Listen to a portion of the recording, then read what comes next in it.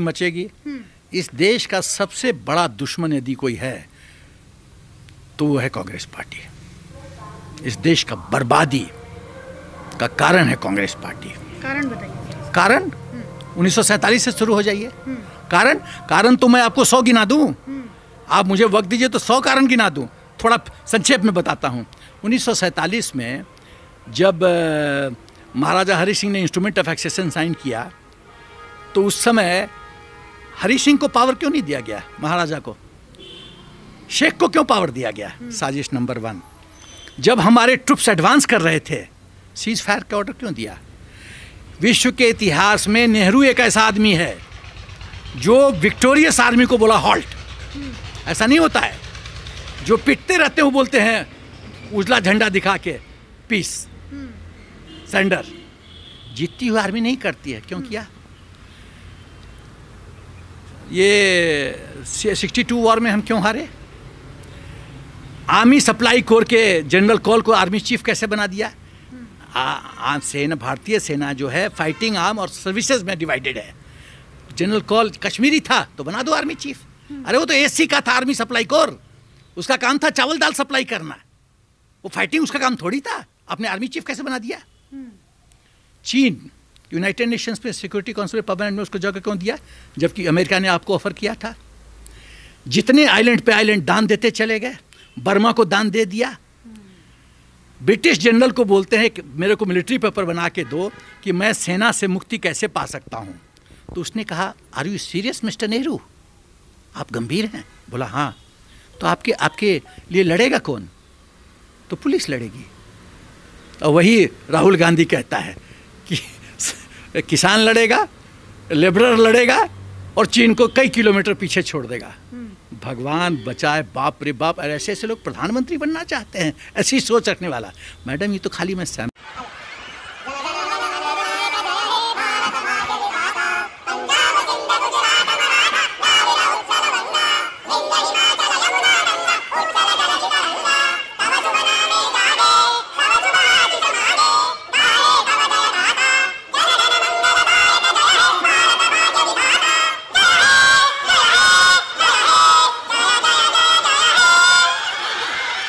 काजल हिंदुस्तानी की ओर से भारत माता की जय, वंदे मातरम। मुझे बहुत से मोदी समर्थक ये कहते हैं कि मोदी जी चुप क्यों बैठते हैं, ये महागठबंधन के अगेंस्ट कभी क्यों नहीं बोलते, और देश में जो मोदी जी के खिलाफ ये सारी ताकतें एक हो रही है, अब उन्हीं ताकतों ने विदेशी महागठबंधन भी बना दिया है। कि आप देखो कि किसान बिल पर देश में तो ये सारे महागठबंधन वाले इकट्ठे हो गए थे मोदी जी के खिलाफ, अब उन्होंने विदेशी ताकतों को भी इसमें जोड़ दिया है। तो सबसे पहली चीज तो यहाँ ये समझने की कि मोदी जी ने 6 वर्षों में इनकी क्या बैंड बजाई है कि ये देश में तो ठीक है, विदेश में भी ये लोग तिलमिला रहे हैं और वहां की विदेशी ताकतों को मोदी जी के अगेंस्ट एकत्रित कर रहे हैं। और आपको याद होगा, मैं आपको एक रिकॉल करवाती हूँ, आपने कृष्ण और जरासंध की कहानी सुनी है कि कृष्ण भगवान ने जब कंस को मार दिया था तो कंस का जो ससुर था जरासंध, वो तिलमिला गया था और वो कृष्ण और बलराम को मारना चाहता था। तो जरासंध ने क्या किया, कृष्ण के जितने भी दुश्मन थे उनके साथ गठबंधन किया, लीड जरासंध ने किया और उन सबको एक छत के नीचे एकत्रित किया और 17 बार मथुरा पर आक्रमण किया। कृष्ण भगवान ने हर बार अपने सभी दुश्मनों को मारा पर जरासंध को छोड़ दिया। इस पे बलराम कहता है कृष्ण से कि हे प्रभु, आप क्यों हर बार जरासंध को छोड़ देते हो और बाकी दुश्मनों को मार देते हो? तो कृष्ण भगवान ने इतना क्लासिक रिप्लाई किया कि अगर मैं जरासंध को मार दूंगा तो मेरे सारे दुश्मन एक छत के नीचे एकत्रित कैसे होंगे और उनके चेहरे, उनके मुखौटे खुलेंगे कैसे कि मेरा दुश्मन कौन कौन है। अगर मैं जरासंध को मारता हूं तो मुझे अपने सभी दुश्मनों से अलग अलग लड़ना पड़ेगा, उनको अलग अलग आइडेंटिफाई करना पड़ेगा, जबकि जरासंध मेरी मदद कर रहा है उन सबको एक साथ एकत्रित कर कर महागठबंधन बनाकर।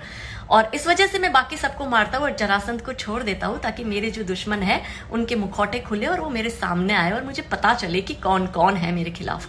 तो मोदी जी भी बस वही कर रहे हैं। भरोसा रखिए कृष्ण और बलराम की इस जोड़ी पर, नरेंद्र भाई मोदी पर और अमित शाह पर। जय हिंद। जय माताजी।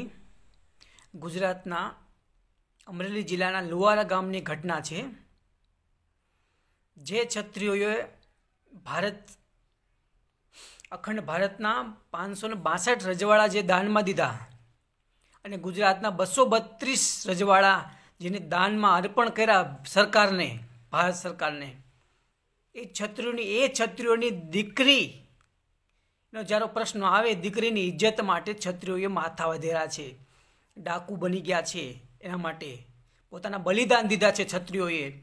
અને સાંભળ્યું છે કે એક જ ક્ષત્રિય પોલીસ અધિકારી એક ક્ષત્રિયની દીકરીને અરેસ્ટ કરી અને એના ઉપર એવી કલમો લગાવવામાં આવી, નિર્દોષ હોવા છતાં એવી બધી કલમો લગાવવામાં આવી. તો એ તો પેલા ક્ષત્રિય હોવાનો જે વ્યક્તિ મને લાગે છે,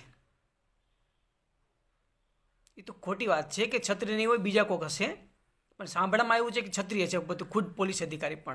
પણ સત્તાના મદમાં એટલું ચૂર ન થઈ જવાય કે આપણે આપણી ખાનદાની ભૂલી જવાય નહીં ક્યારેય.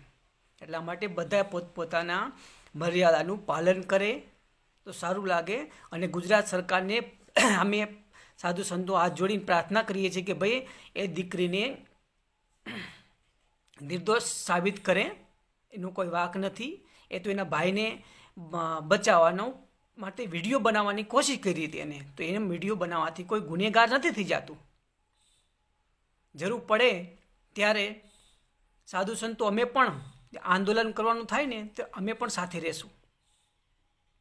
એક નહીં હજારો સાધુ લઈને ઊભા રહેશું. જેમ પાલઘર સાધુ ન્યાય આંદોલનની અંદર આંદોલન કરવાવાળો વ્યક્તિ એક જ છું, યાચિકા દાખલ કરવાવાળો વ્યક્તિ, FIR દાખલ કરવાવાળો વ્યક્તિ હું એક જ છું પાલઘરમાં, એ જ છું. તમે જોઈ લેજો સર્ચ કરીને ટ્વિટરમાં, ફેસબુકમાં, બરાબર. એટલે સમય જરૂર પડે ત્યારે છત્રીઓની સાથે અમે સાધુઓ ઊભા રહેશું. અમે છત્રીઓના ગુરુ છીએ સાધુ સંતો, અને ગૌ બ્રાહ્મણ પ્રતિપાળ છત્રીઓ છે. એટલે એના માટે તમારે ઊભું રહેવું પડે, ગમે ત્યારે સંજોગે ઊભા રહેશું. અને આંદોલન પણ કરવાનું થશે તો આંદોલન પણ કરશું. જય માતાજી.